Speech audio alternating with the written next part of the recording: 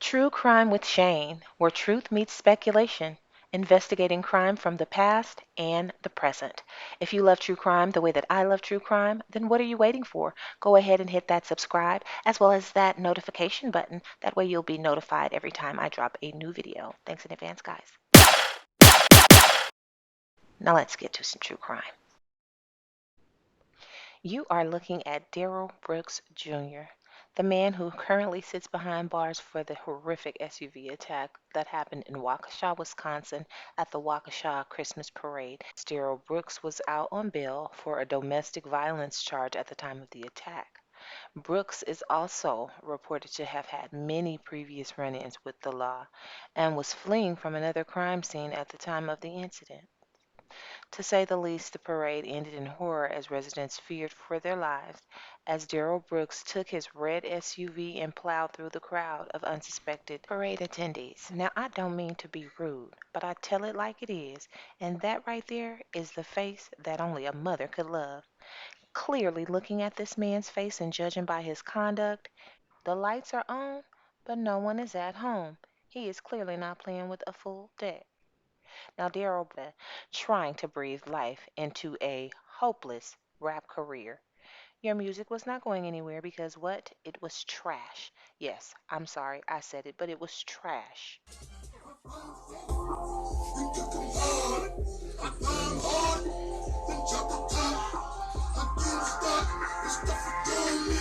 Live in the booth, man, working. The big bro. You know what he do.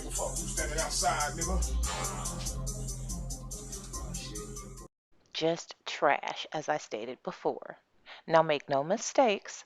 Darrell Brooks Jr. was out on a $1,000 bond in which his mother, Dawn Woods, posted for her son after he was accused of running over the mother of his child in Atlanta, Georgia. Fast forward 5 months to November the 2nd, Darrell Brooks ran 30-year-old Erica Patterson over with his red Ford Escape in Milwaukee, leaving tire marks on her legs, according to the criminal complaints.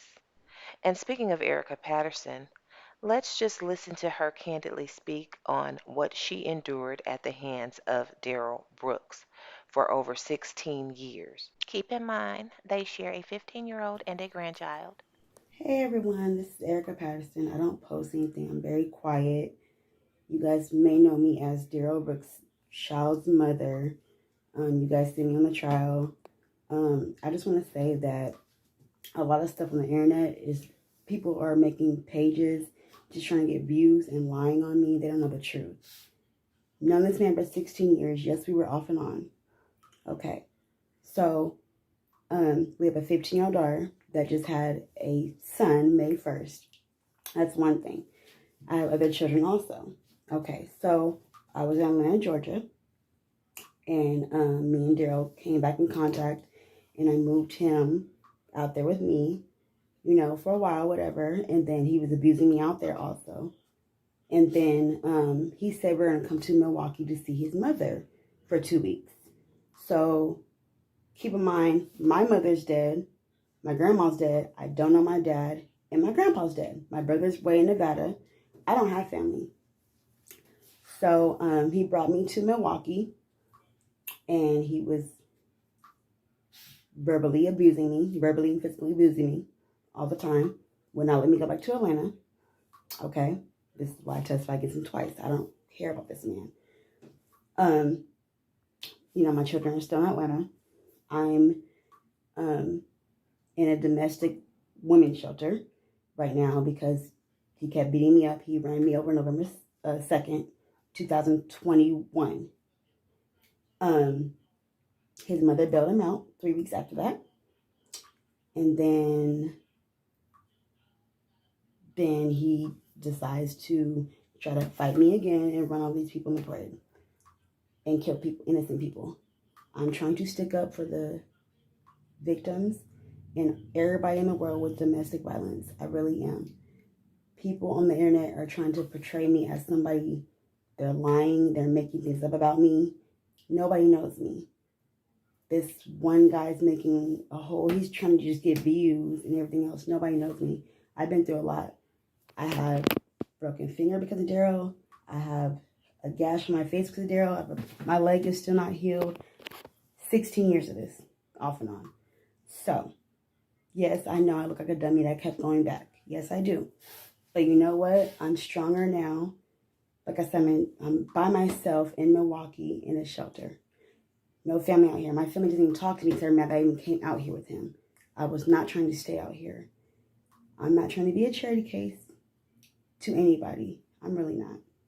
I ask my family every day to at least cash them in. I'm a CNA, but I just quit my job. I haven't got my last check yet, and I'm just out here by myself.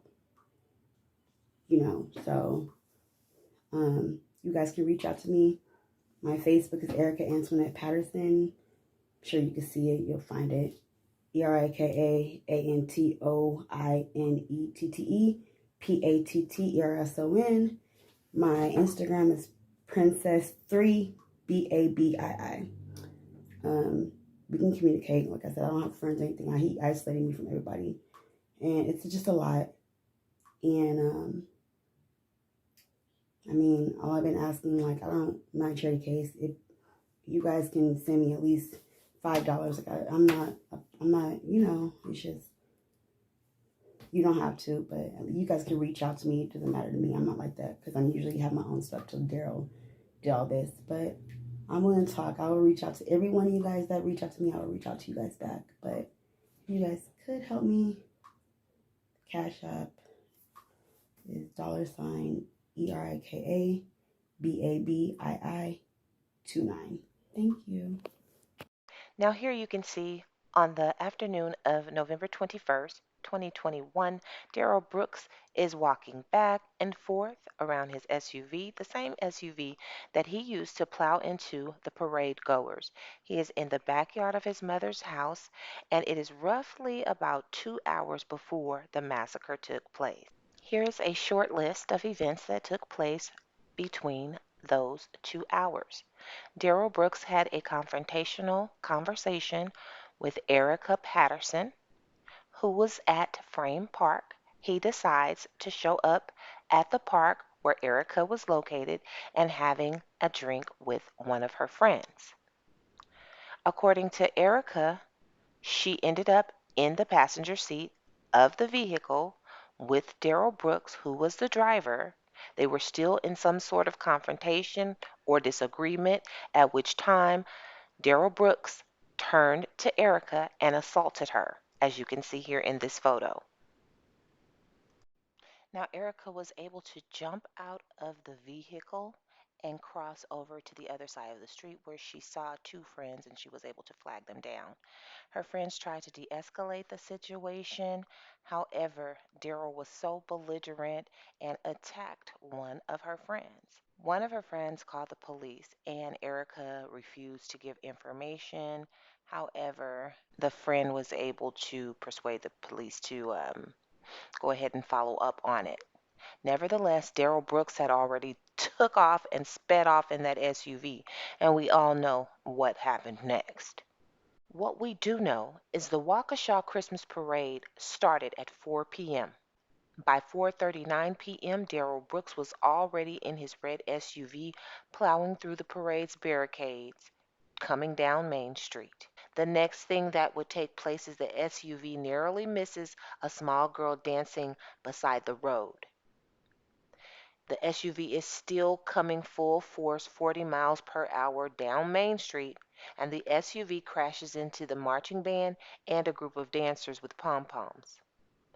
What was to come next was people, victims, filmed, running, racing, trying to help and tend to other victims who were strode all about Main Street. The next thing that would happen was a police officer would fire his gun to try to stop the driver. The driver did not stop. He continued to flee the scene. The last thing that would take place is the suspect is taken into custody after his crumpled vehicle, yes, that red SUV, is found parked in his very own driveway. So, I wanted to run you through a quick timeline of what happened once the parade started. and once the carnage really, really got into full effect. Now we're going to take a look at it.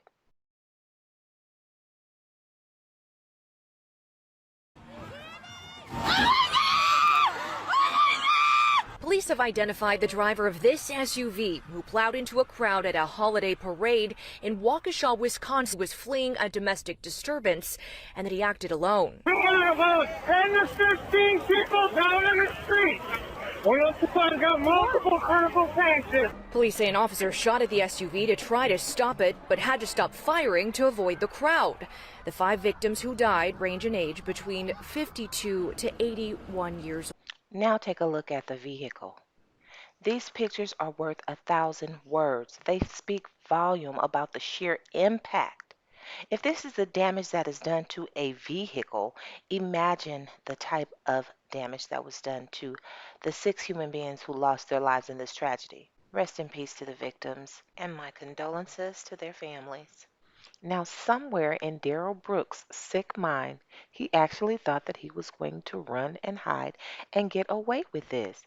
Well, homeboy was leaving traces all over the place. He left his first shoe in a pile of leaves, the second shoe along with the hoodie that he was seen in earlier in the altercation, that was left in a child's play, jungle gym-ish type of situation, and it was later identified and used as evidence in the court proceedings.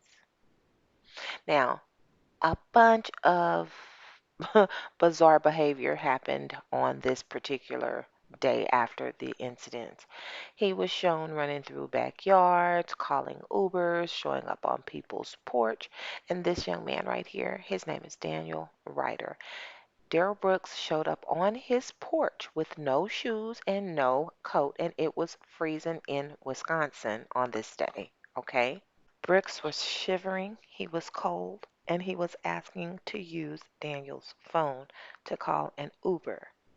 Daniel, being the good Samaritan that he is, he invited Darrell in, gave him a coat and some shoes, allowed him to use his phone, at which time Darrell Brooks called an Uber as well as his mother, who did not pick up her phone, but later called back and left a voicemail on Daniel's phone in which he never returned the call. Now, after about 5 minutes or so of Darrell Brooks being inside of Daniel Ryder's home, Daniel began to feel uncomfortable and started to feel uneasy and requested that Darrell Brooks step out on the front porch and wait for his Uber, which he did. At that time, it was only about 5 minutes later, the police department pulls up and arrests Darrell Brooks. Thank God. Now, from the time Darrell Brooks was arrested until the time that the court proceedings started, I have no idea what was going on behind those bars, but I'm sure it was nothing like the shit show that we were in store for when the court proceedings started. Oh my God. When I tell you this man made my skin crawl, I wanted to reach out and touch him with my own hands. And I'm sorry, but that's exactly how I felt.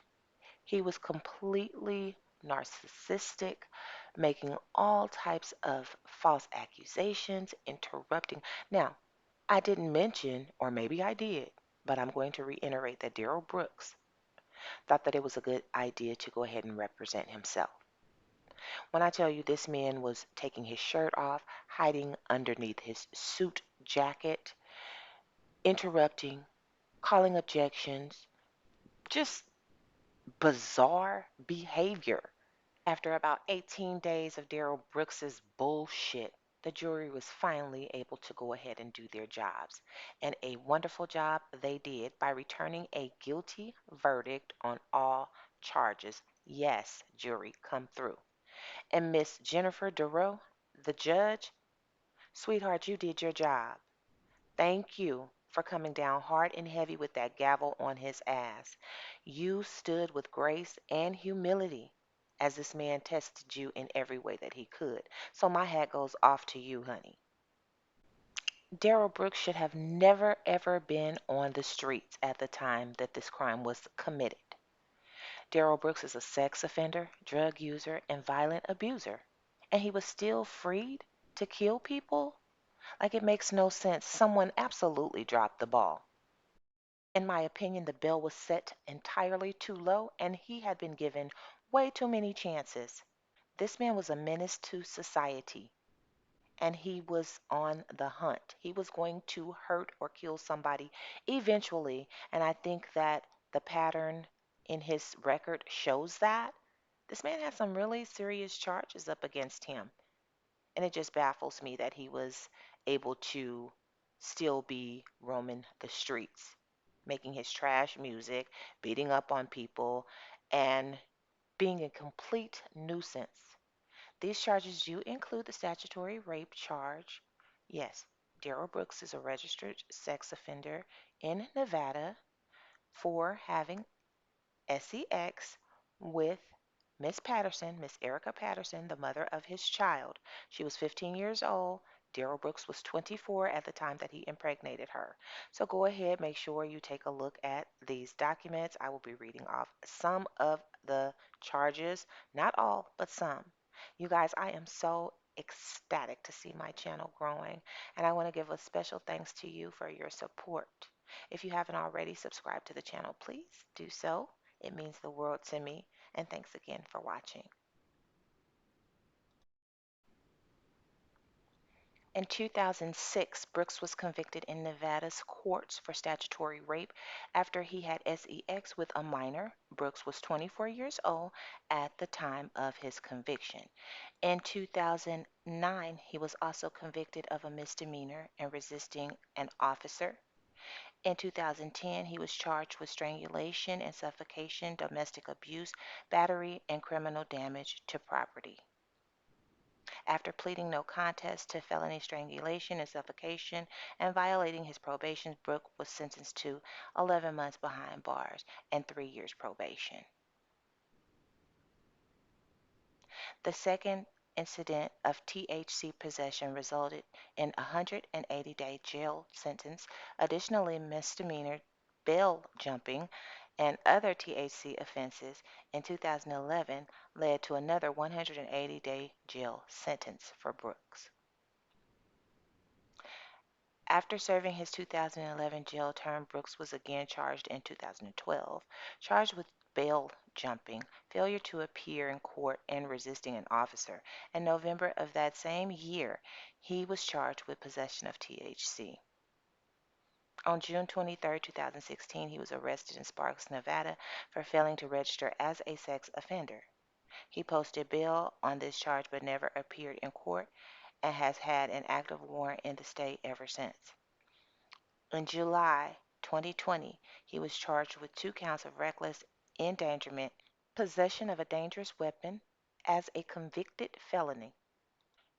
After spending 8 months behind bars between July 2020 and February 2021 for shooting at another vehicle on the road after a fight, Brooks found himself out on bail after a bond previously at $10,000 was dropped to $500 in February.